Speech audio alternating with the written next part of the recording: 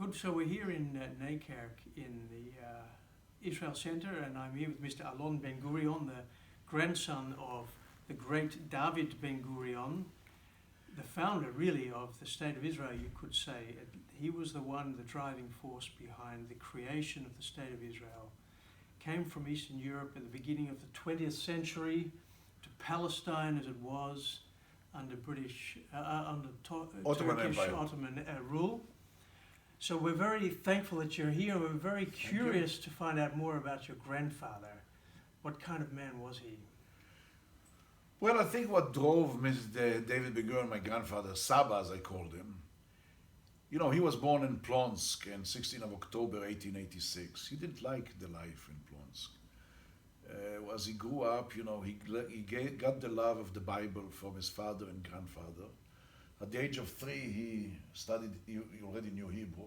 Later on, once Shimon Peres asked him, why did it take you so long? And he knew the Bible inside out, and he really wanted to get back to those days where the country that was mentioned in the Bible, Israel is mentioned in the Bible 2,000 times, that we live there.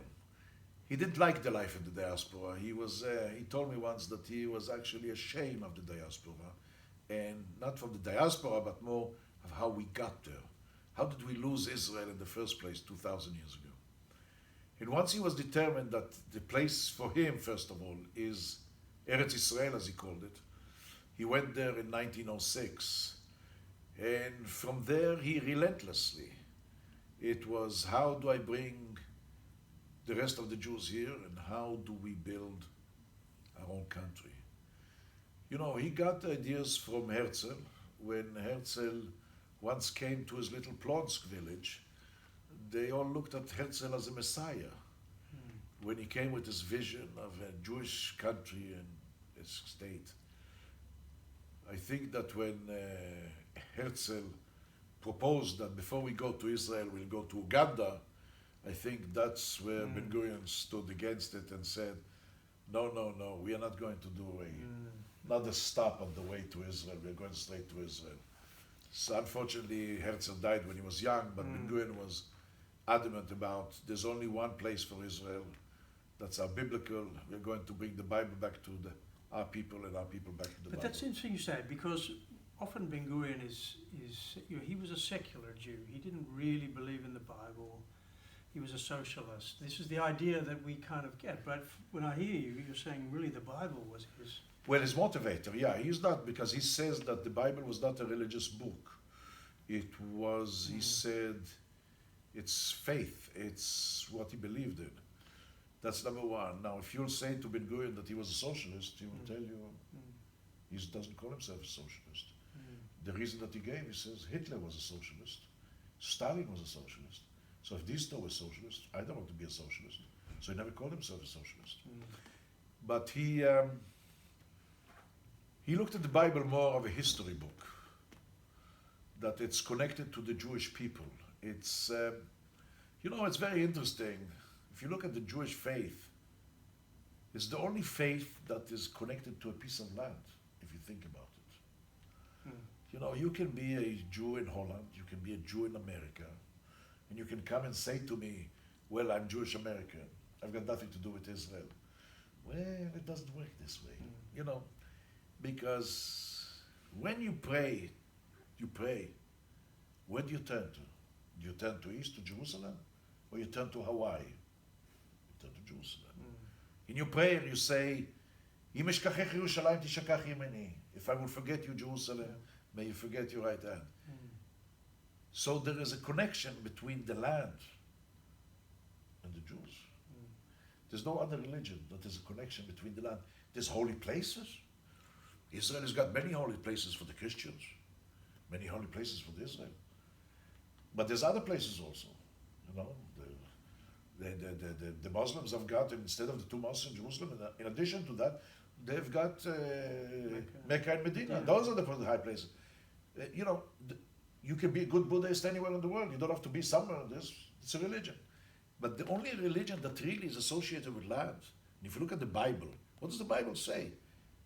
250 times mentioned Zion. 2,000 times mentioned Israel.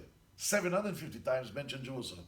So you can't disassociate yourself from the land. And he understood that. And he said, we have got all the right in the world to go back to our land. Now he also realized that there is another nation there. And that's when he said this famous quotation, I'd rather have a Jewish state and a small territory than to have a large territory without a Jewish state. We've got to decide what we want. So he was not against having Arabs in a Jewish state, right? No, he wasn't against that, but he understood that the lay of land, that we will have to have like a two-state solution. He understood it right from the beginning. He says there is it dreams what we would like to have, and then there's reality, and we've got to adjust to reality. And the key is have a Jewish state. And the Jewish state is it's about numbers, you know. So we have a Jewish state now for 70 years. 70 years. You just need to make sure that it stays there. Well, in the United Nations, it's all about dividing up this tiny little Jewish state again into something smaller. I'm not going to ask you what he would say, but I'm wondering, how does that impact upon you and your generation? Well, we go to wars, and we continue the wars. The thing is that, first of all, it's not, the United Nations made the decision in November 1947, and we accepted it. We accepted it. Unfortunately, our neighbors did not accept it. And since then, they reject everything that comes up. I'm a firm believer that there is place for the two nations. I am more concerned about the Israeli nation than the Arab nation, obviously, and I want to see it, the circle of violence ending. But in order to do that, you need to have two to tango, you know. The Arabs are rejecting for 70 years, you know. What lesson you're not learning here?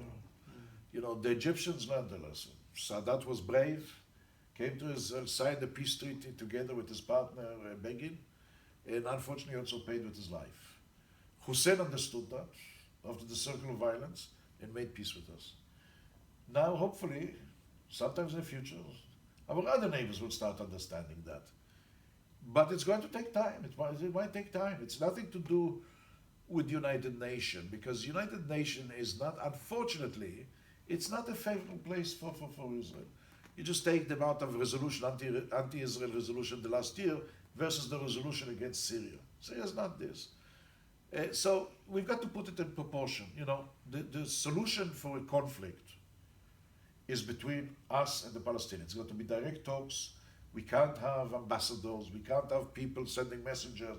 America will negotiate. Turkey will negotiate. Holland will negotiate.